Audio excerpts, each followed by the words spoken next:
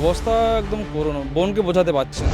Recently বোনের বিয়ে হয়েছিল, 2.5 বছর বিয়ে হয়ে গিয়েছিল ছেলেটার। আর ছোটো যে ছেলেটার, ওর বয়স মাত্র 1.5 বছর বয়স। সর্বোপরি মেন জিনিস, ওই ছোটো ছেলেদের মুখের দিকে তাকানো যাচ্ছে। আশা একটা আছি যে যদি কোনো হয়তো ছিটকে বেরিয়ে গিয়েছে, ওই আশায় আমরা রোজ আসছি। কি মনে হচ্ছে, কারণ এখানে তো অনেক কঙ্কাল পাওয়া গেছে। তো উনি বললো এরকম কলকাতাতে যেখানে কাজ করে ওখানে আগুন লেগে গেছে। তখন থেকে আমরা ফোন লাগাচ্ছি, তখন থেকে ফোনে পাওয়া যাচ্ছে না। আনন্দপুরে যে ভয়াবহ অগ্নিকাণ্ড হয়েছে সেখানে বাড়ির আত্মীয়কে হারিয়েছেন। কে হারিয়ে গেছে, মানে কাকে খুঁজে পাওয়া যাচ্ছে না আপনার বাড়ির? অনুপ্রধান জামাইবাবু হয়।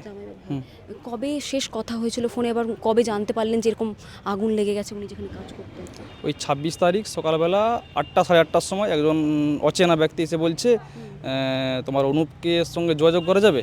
আমরা বললাম এখন কী জন্য, কী দরকার? তখন উনি বললো এরকম কলকাতাতে যেখানে কাজ করে ওখানে আগুন লেগে গেছে।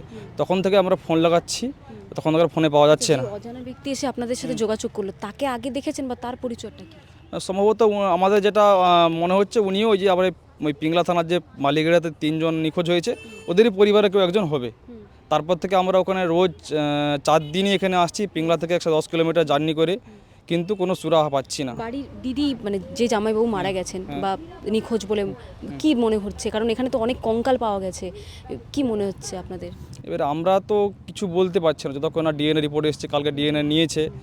তো আমরা তবুও এর আগে আশা একটা আছি যে যদি কোনো হয়তো ছিটকে বেরিয়ে গিয়েছে, ওই আশায় আমরা রোজ আসছি।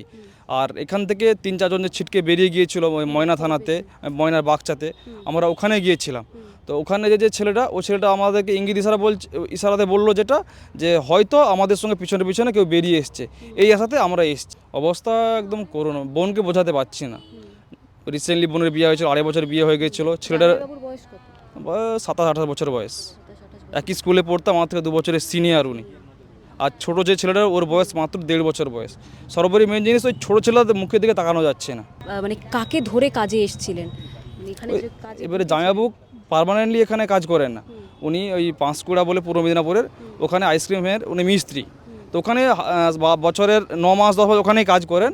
এবারে শীতকালের জন্য যখন ডাল সিজন হয় তখন উনি এখানে চলে আসেন। এখানে একটু যে 2 মাস থাকলে একটু মোটা পয়সা হয়, ওই জন্য প্রতি বছরই আসেন। এবছরও মকর সংক্রান্তির পর দিন উনি বেরিয়ে এসছেন। আচ্ছা, এখানকার যে ব্রাঞ্চের যে হেড, তার সাথে যোগাযোগ করেছে দিদির পরিবার? না, কারোর সঙ্গে কোনো যোগাযোগ করতে হয়নি। উনি যে মালিক, উনিও তো ওনার কোনো অধরা, উনি কথা জানতেও পারছি না। একই পরিবারের? একই পরিবারের। হুম। এই মুহূর্তে আমি দেখানোর চেষ্টা করব। আপনার নামটা কি জানেন? শান্তনু হাজরা।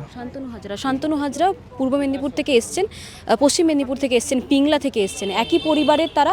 বাড়ির জামাইবাবুকে খুঁজে পাওয়া যাচ্ছে না, তাদের সাথে যোগাযোগ করতে পারছে না। এবং এই মুহূর্তে শান্তনু দার সাথে যে কথা হলো, তিনি বলছেন যে কোথাও গিয়ে আশা রাখছেন যে যদি ছিটকে বেরিয়ে এসে কোনো হাসপাতালে তার চিকিৎসা করা হয়, তার জন্য তারা চিকিৎসার হাসপাতালে যেমন ঘুরছেন, তেমন দেখতে পাচ্ছি যেখানে স্পট আনন্দপুরে যে ওয়াও মোমোর যে কারখানা অগ্নিদগ্ধ হয়েছিল, সেখানেও তারা রোজ দিনের পর দিন আসছেন। পুলিশ কি বলছে? পুলিশ তো দাঁড়িয়ে রয়েছে এখানে। পুলিশ তো কোনো ঢুকতেই দিচ্ছে না, কোনো কিছু নো এন্ট্রি করে দিয়েছে।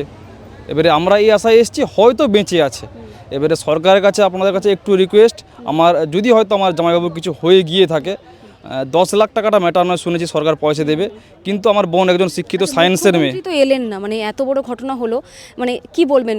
রাজনীতির রং আমি টানছি না, কিন্তু উনি তো সবার মুখ্যমন্ত্রী, রং দেখে নয়। একটু আশা ছিল হয়তো, হ্যাঁ একটু আশা ছিল যদি উনি আসতেন। কেন ওনাকে তো সবাই, আমরা বাংলার মানুষ ভালোবেসেছি, উনি সবারই মুখ্যমন্ত্রী, একটু আশা ছিল। তো মুখ্যমন্ত্রীর কাছে এইটুকু রিকোয়েস্ট, আমার বোন একজন শিক্ষিত সায়েন্সের মেয়ে, এইচএস দিয়েছে, যদি হয়তো আমার জামাইবাবুর ডিএন হয়তো ম্যাচ করে যায় যে মৃত, তখন আমার বোনের জন্য একটা কর্মসংস্থান হয়। কি নাম ছিল জামাইবাবুর নাম অনুপ্রধান। হ্যাঁ, পিংলা, পশ্চিম মেদিনীপুর। আমার বোনের নাম সুপ্রিয়া বেরা প্রধান।